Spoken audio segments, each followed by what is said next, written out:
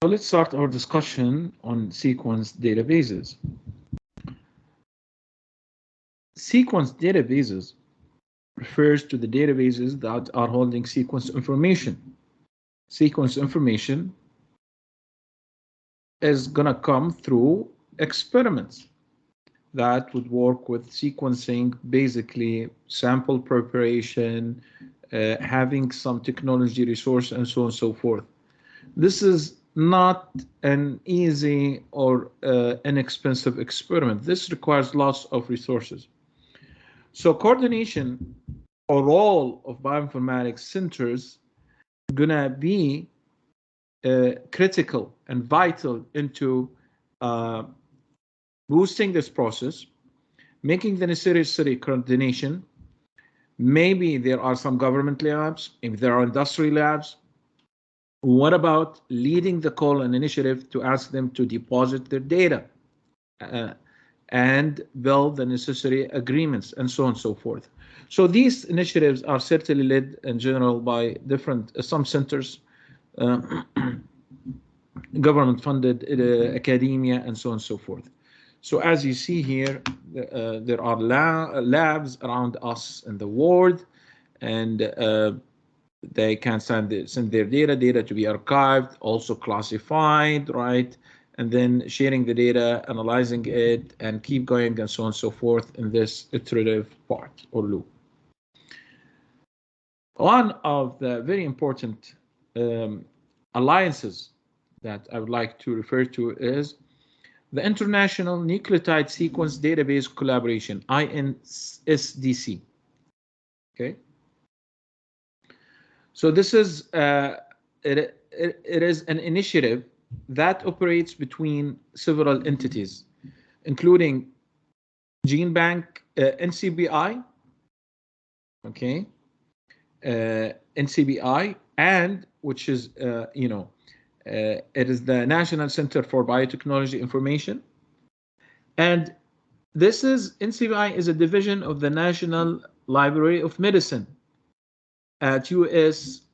National Institute of Health. So eventually this is part of NIH, okay? And it was established in 1988, the NCBI. NCBI certainly plays a pivotal role in the field of biotechnology and bioinformatics by providing access to a set of databases and tools. Many of those are widely used. For example, GenBank, that we're going to look into, and PubMed. Many of us know PubMed, this publication resource for medical documents and so on and so forth. In fact, it is the source for hosting online tools that helps researchers in analyzing and searching data, like, for example, the BLAST, which is very common for comparing input sequences against a database. And here's the interesting term. So some tools that are linked to some databases like BLAST are used. So this is NCBI, and there is the EBI, European Bioinformatics Initiative. And it is another prominent institution in the field of bioinformatics and biotechnology. It was founded, EBI, in 1992, yes. And it is part of European Molecular Biology Laboratory, AMBL. This is another famous umbrella in the field of bioinformatics, okay? And this is an intergovernmental organization, and ABI is located as the main branch in UK, near to Cambridge. So NCBI is the source coming from the United States, source for many databases. ABI is, on the other hand, is also a source for many databases like UniProt, ArrayExpress, and other tools. Now, it's worth mentioning, okay, that as part of the International Nucleotide Sequence Database Collaboration, INSDC, that this is an initiative where these big institutes for bioinformatics and databases and tools are communicating, okay, are sharing information, okay? So,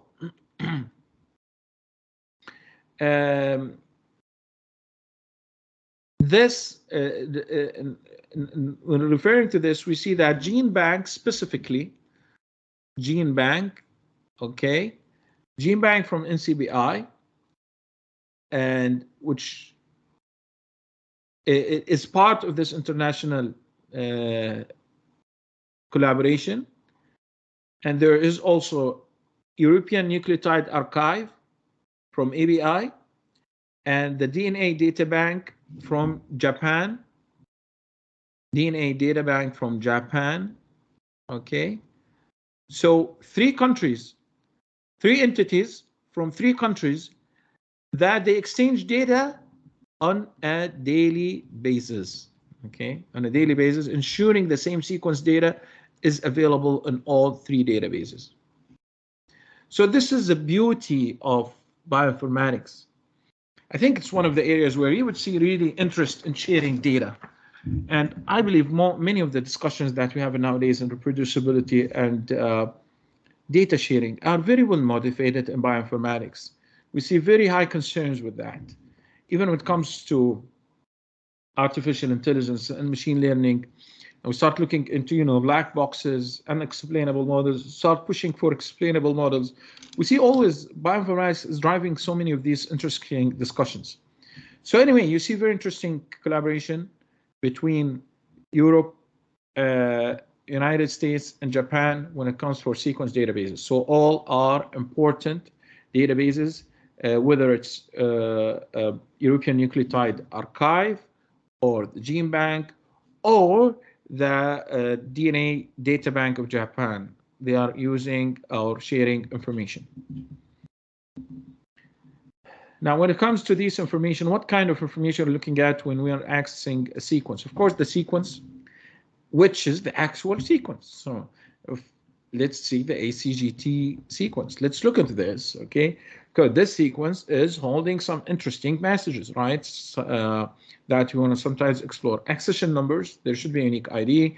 References, taxonomic data referring to the different categorizations that can explain this type of record. If there has been any annotation or curation, cross-references, if it has been in another database, what is the link for that? Any documentation into regarding the experiments of how this generated, some keywords, and so on and so forth. Now, with regard to public databases, which is something we are, actively taking advantage of in our research, is that it's, of course, giving us accessibility. That is enabling research. And personally, I tell you, one of my publications, I think that was published in 2022, which is, it's on food-drug interactions. You can go and look into the paper. It may sound a little bit, fuzzy, what brings food to drugs, but then we break it down to nutritions. I wouldn't have been able to do that research that I've been dreaming of for several years until I had access to databases like FoodDB. Okay, DrugBank was there for many years. I had to wait. I personally had to wait until I got access. But again, what about data quality, integration? How easy was to integrate 2 different repositories? Sometimes data is heterogeneous, meaning, it's not easy to combine them or find what links 2 different resources. Sometimes there are quality concerns. You see it. Once you dive into the database and try to look into that, you will certainly feel it and you will see it repeatedly. There are issues of accuracy and reliability. Yet they allow for collaboration and they give us a cost-efficient way because they save our time and resources. We don't need to build our own database. It saves time so that we jump to the next step. Sometimes there are issues concerning privacy.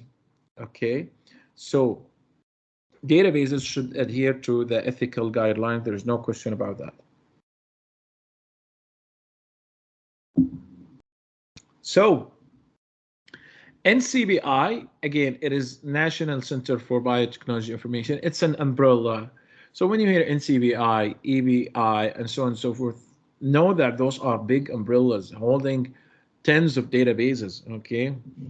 So the nucleotide sequence database there is called GenBank. We're going to dive into that one shortly and show you some examples. Okay. GenBank itself, it is a comprehensive public database for nucleotide sequences. It contains GenBank sequences submitted by individual researchers, sequencing projects, and other sources. So the data for this is coming from researchers. Okay. And again, we need some source to supply us with this data, right? And other resources, sequencing projects, okay? Different sequencing projects, okay? Also sharing data. And this data in GenBank can come from various quality levels. Could be sometimes the draft version or the finished sequence. Everything is possible, okay? Now, compared to another database that is RefSeq database. Okay, RefSeq database. Okay. Now, RefSeq database, it is a curated database of reference sequences. So it also holds information about sequences. Sequences is part of RefSeq as well. Okay. RefSeq sequences are derived from GenBank. So GenBank is going to feed RefSeq. However, I have to shift the color to highlight very important thing. So GenBank is feeding RefSeq, which is then hand curated by NCBI staff. NCBI staff. That is what? For a well-annotated set of sequencing. Okay, so RefSeq provides a standardized and reliable set of sequences for analysis. GenBank has a group of submitters, right? And RefSeq, it's more of consistent and standardized annotations that are there. So sometimes if we are looking into that, what you would see is sometimes you are dealing with different accession numbers. For example, GenBank is using several accession numbers, okay, giving that's coming from different resources, okay. However, RefSeq has a distinct accession number that can be identified easily. So it often starts with NC underscore. NC underscore. Now what defines RefSeq. mRNA sequences, for example, starts with NM underscore and proteins NP underscore, and so on and so forth. Okay. GenBank also is updated based on new submissions. RefSeq is regularly updated by NCBI staff to reflect the new information, and so on and so forth. Now, RefSeq aims to provide a non-redundant set of sequences, okay? So it makes sense to have one source. That is the idea of NCBI, where, we can coordinate it to host all sequence information, and yet we have another level of quality standardized information. That is the RefSeq version, okay? So these are snapshots here. I'm gonna not stop here because I'm gonna show you some examples next. OMIM, Online Mendelian Inheritance in Man. This is another huge and respected efforts documenting human genes and genetic disorders. So Dr. Victor McCusick and his colleagues at the Johns Hopkins University initiated the OMIM database. So you see, I like in this presentation, we see some, I would say, outdated images or some early images. You see the interface is also continuously being updated. We will look into this shortly, okay?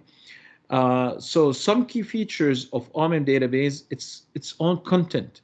It is having lots of detailed information on the molecular relationship between genetic variations and phenotypic expression. Okay, genetic variation. And if you want to document that genetic variation and try to relate it to some phenotypic expression, you go here, okay, phenotypic expression. I'm going to see an example shortly. Okay. So, so for each genetic disorder, Othman provides information about the responsible gene, the molecular mechanism of the disorder, and the clinical manifestations. It uses what's called Mendelian inheritance in man number. This is a unique 6-digit number, okay, known as MEM. Okay, this number allows for easy referencing and linking to specific genes and disorders. So let me go and show you some examples in the different databases, okay, and then we'll continue with a little bit about what's called structural databases. So let me share with you something about sequence databases. Let me stop sharing here. And then take you to a different window. Okay, that is my, my web browser. Okay. Okay, cool. I've got that right. Sorry for that. And again, I'm gonna click here and then jump into my browser here. Okay. Very well.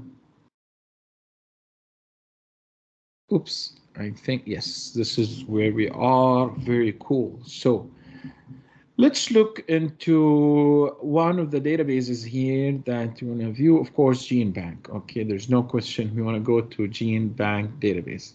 Okay, so let's click here, and I think it's worth to view NCBI as a source. So this is the National Center for Biotechnology Information. Once you are here, the first thing you see here that there are many databases, all databases. Okay, so you can choose the one that you are interested in trying. For example, OMIM that we just discussed, genome related ones, okay, assembly, and so on and so forth, SNPs, PubMed, and many of those are here. Okay, now jumping to GenBank, which is going to look into nucleotide, okay, and it's accessible from here. So either you go to the main website, and you see directly you find the way to deposit data, download data, and analyze, and so on and so forth. Now I'm here in GenBank, so I want to make some query, okay? So I want to search for some information. So let's use a well-known genetic or gene to know this more information about that gene, which is BRCA1 in human. And this is a gene that is highly linked to breast cancer. So when I click here, it's going to retrieve results for me. So I can see that there's this gene card here with ortholog information. I'm going to move a little bit to access the specific records that are coming out. So you'd see generally all the records that were deposited into this database speaking about BRCA1 gene. Okay, they could be directly related, sometimes could be in the report. So let's go with the first result here, which is clearly highlighting GRCH chromosome 38, the well-known reference genome that discussed before. So here you find information about this is keywords related to this, the locus information, definition, this is coming from which species, which version, and so on and so forth, authors, and many of that information. Now this is a long gene. I want to see the gene sequence, okay, for this NCB. Oh, sorry, BRCA1. So when I put FASTA, it shows the sequence coming from the primary assembly, many ends, neutrals. We don't have AC or GT. So for the moment, this is because of a very long sequence. Now you would see what we were looking for, these ACGTs, okay, ACGTs, right? Very interesting. And this is about actually we started searching for a specific gene, and we ended up accessing the sequence, the specific sequence, the information, the experiment, everything related that. Okay. Okay, so we have ACGTs, we have some unknown nucleotides at the beginning, maybe. Okay, that were there, regardless of what were the codes for that. So let's go up again. Oops, scrolling down. Okay, I may click on graphics. Let's see what's in graphics. Dive more into this. You find some nice features like running blast, so you can compare this across a library of other genes.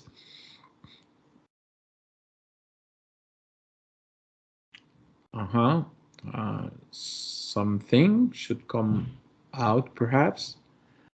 I believe. Let me refresh again. Yeah. Yes. Good. Okay. Okay. This is nice. Okay. So this is linked to the view. This is the link that we can use for this specific view. It can be also generated as a frame that you can put on your website and so on and so forth. This is more of, visual illustration of the specific gene that we're looking at. Okay, and sometimes you want to look into this view, this browser, to try to be able to see, more information. Maybe you're interested in knowing a little bit about the surrounding exons, introns, if there have been any variants around. Look more into the assembly information and so on and so forth. And so as you hover on this, okay, different parts here, you start seeing, you can click, and I don't know if you see the pop-up here, but again, it gives you more information that you can re-render this and highlight the information that we're looking at.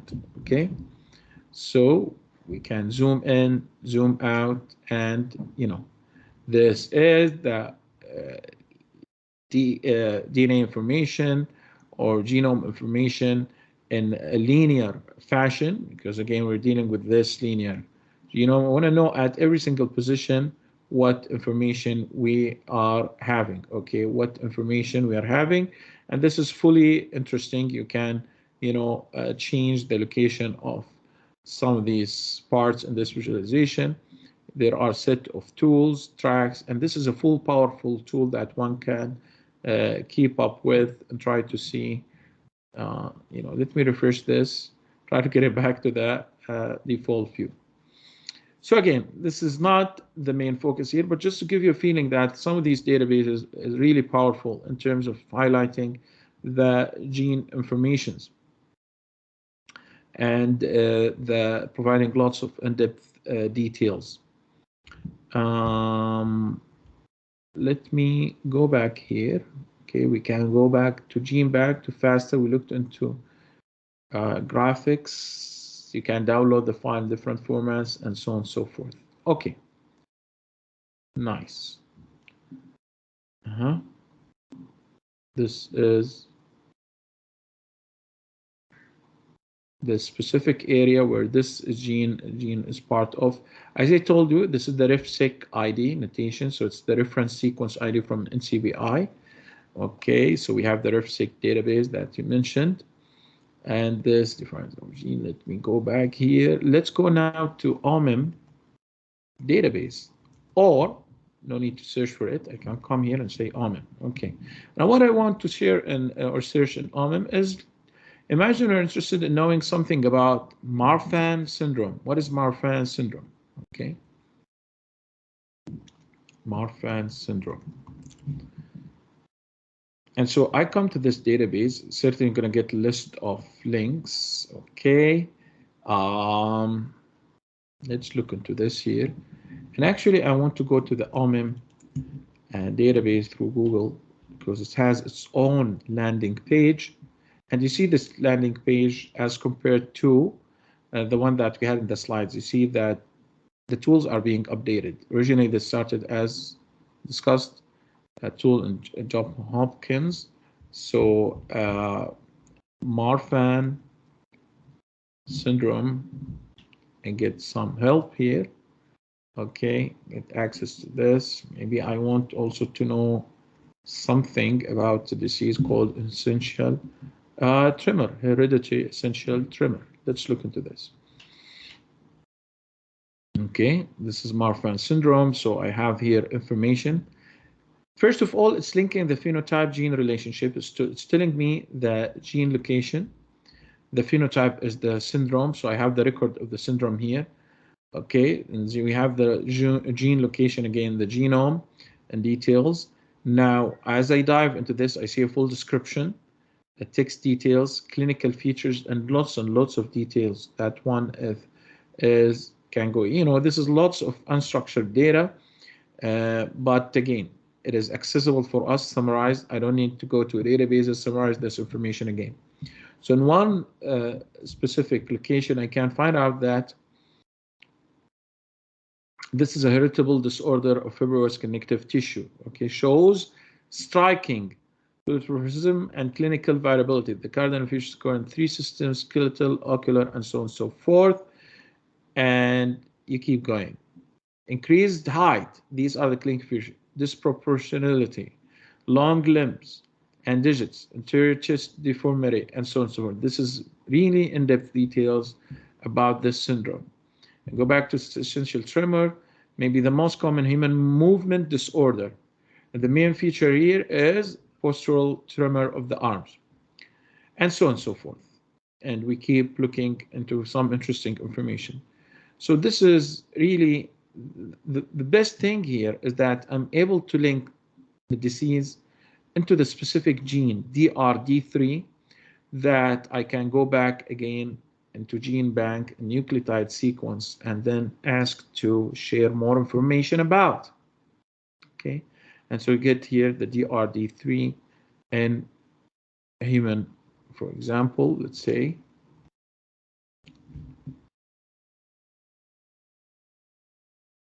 Okay.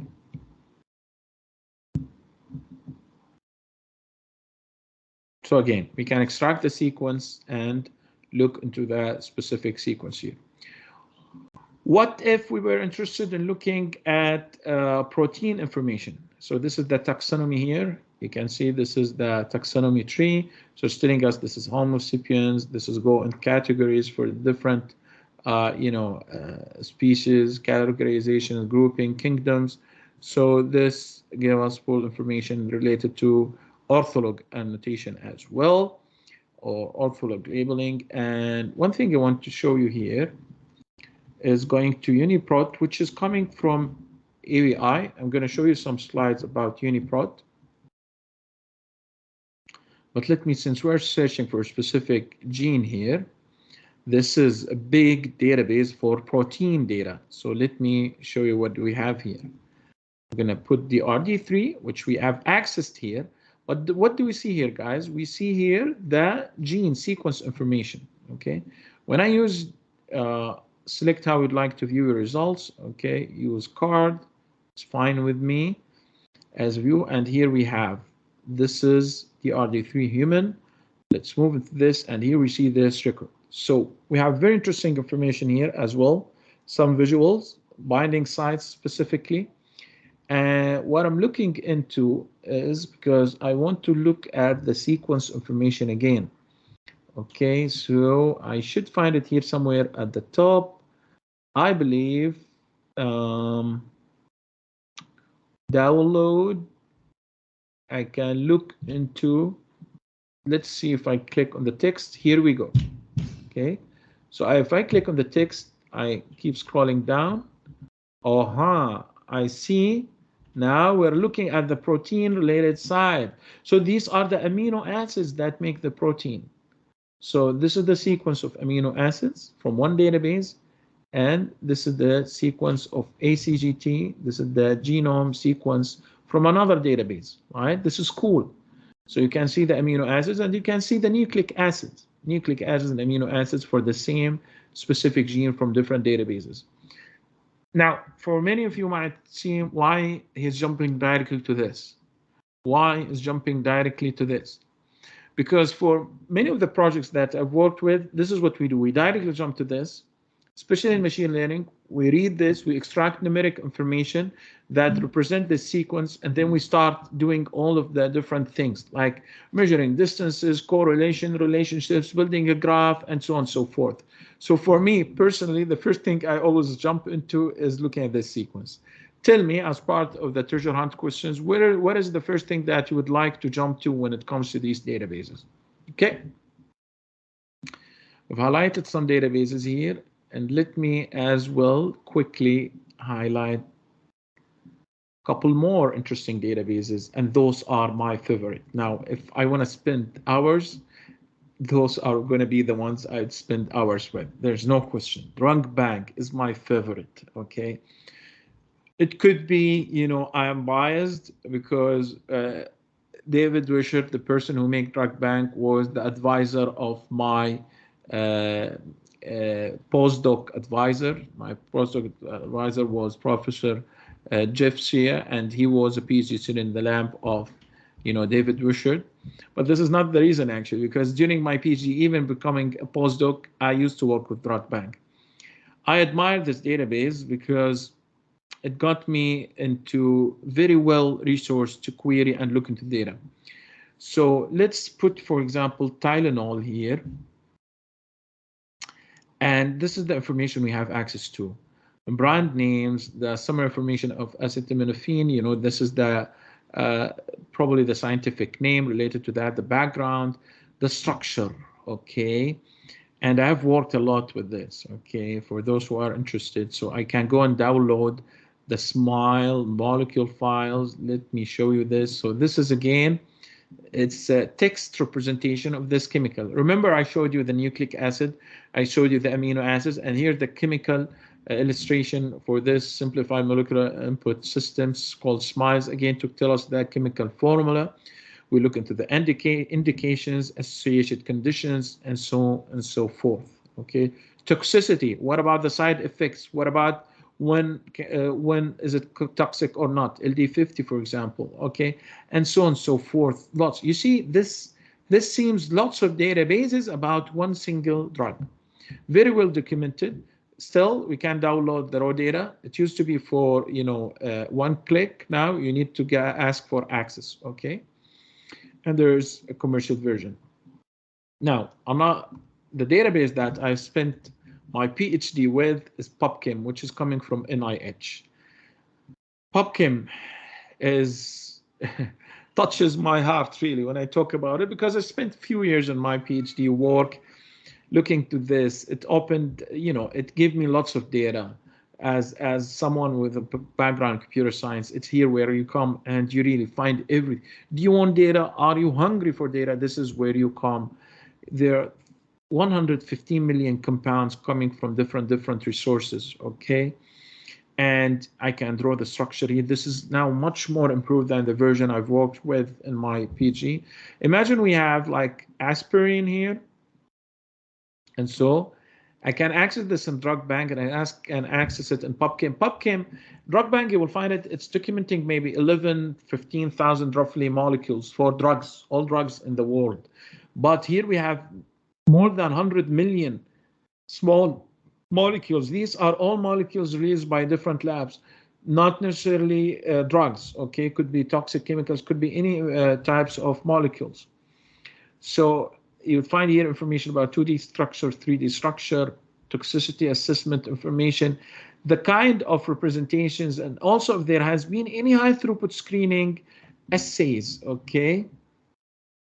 Assays that report, bioassays, okay, that reported activities, okay, this association. So these are, PubChem, one of the beautiful things in PubChem is these bioassays showing activities for different substances and chemicals. So if I go back, for example, to PubChem database here, okay, and I would say, well, I don't want to check any specific chemical. I want to check bioassays about essential. Well, let's go to Marfan syndrome again. See if anybody did. I don't know if we'll get any information. here, cell lines literature parent. Okay, let me put then essential. This is, by the way, what I meant. This is what I meant by sometimes not having data. Okay, especially for rare diseases. Research is more funded by those common conditions and cases. Essential tremor. I hope I find nothing. Let me go back. Okay, I have a typo, and why I don't have a result? Fix it. Okay, now I have 115 bioassays. Why? For just one typo. Okay, this is still, why do you have this in databases? Move on. This is very easy to fix. Okay, so I have many related bioassays. I go to this assay. It's enriched. Okay, harmaline-induced tremor activity. And then this is reporting activities of chemicals. Test substances is one, not interesting. I'm going to go back and actually try to find more interesting case. Let's see if I have, okay, this one, for example. Tested substances are 27. And it's telling me that for the these are the 27s that were tested as part of this bioassay. Okay, and all of them, they were reported to be as actively interacting with this target. Okay, and let me see. Well, one needs to keep looking, in these databases. So you might not be interested in this, okay? But in some bioassays should have information on hundreds, maybe if not more, of cases, okay? So anyway, I'm going to leave it to you, or if you want to discuss more in the office hour, I'm happy to do so. So sometimes we'll have the list of active and inactive chemical molecules as part of these bioassays.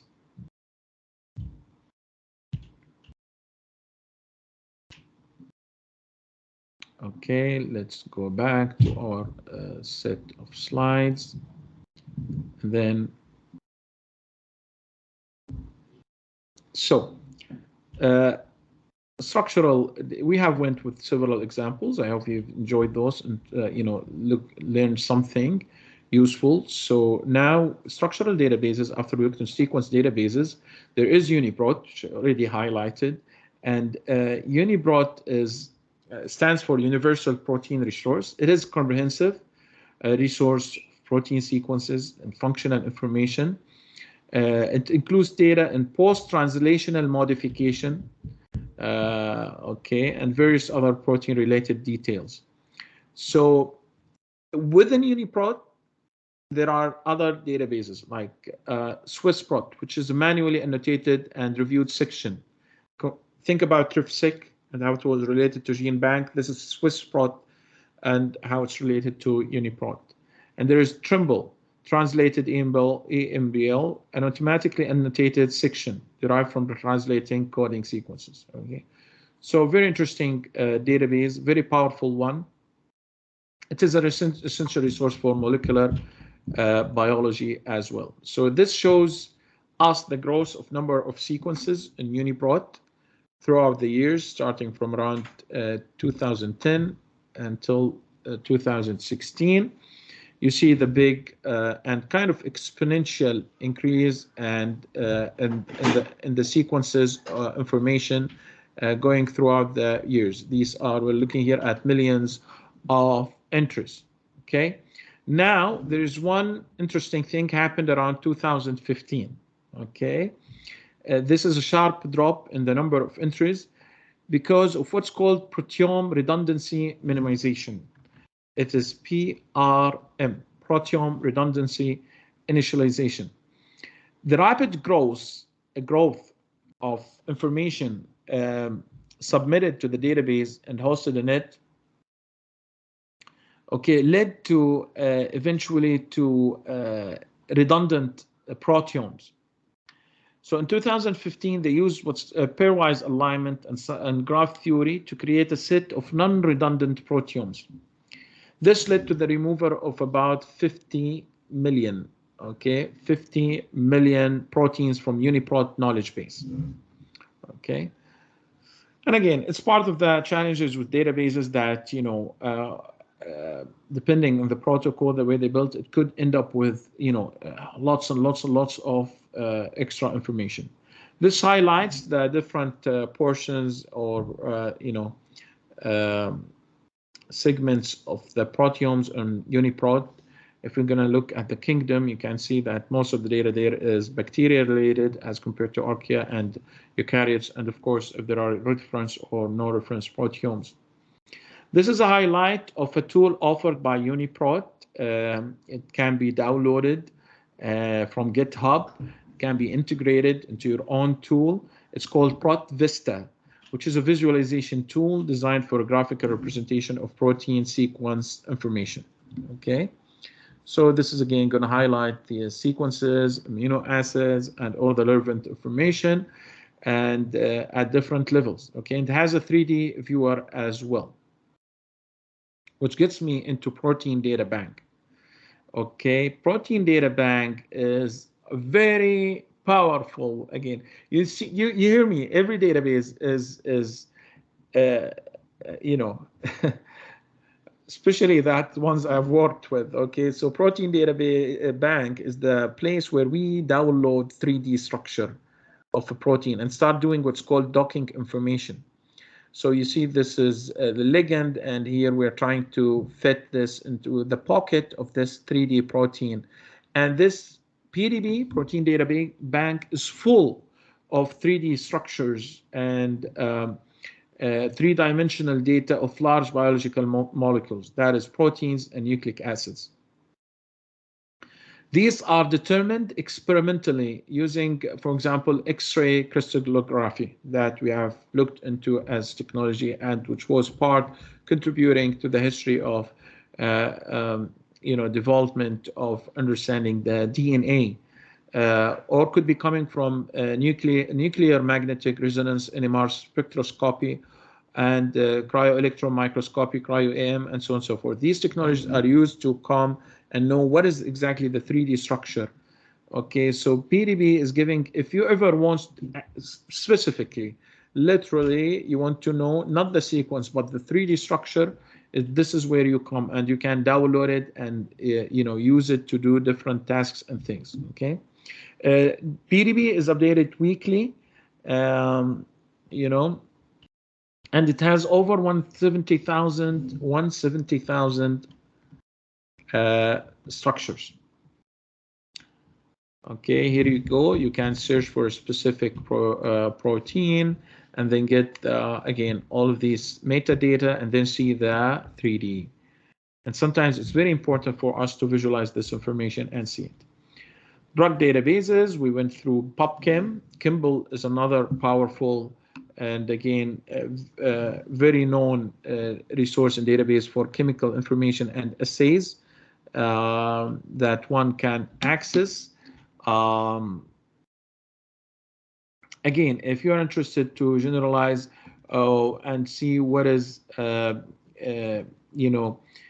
terms of chemicals, not only drugs. Sometimes you're interested to know more about chemical molecules for different applications. And nowadays, if you know, in machine learning, this type of data is used for unbelievable applications, like develop models, machine learning models that are going to synthesize novel chemical structures. So imagine this whole data here can be very useful to train models to, as you find ChatGPT generative models generating text, we can build models to generate chemical molecules. Okay. Now, PubChem is maintained by NCBI. Kimball is maintained by ABI. Okay, and PubChem focuses on biological activities of small molecules. It has PubChem substances, assays, bioassays, and compounds. Kimball,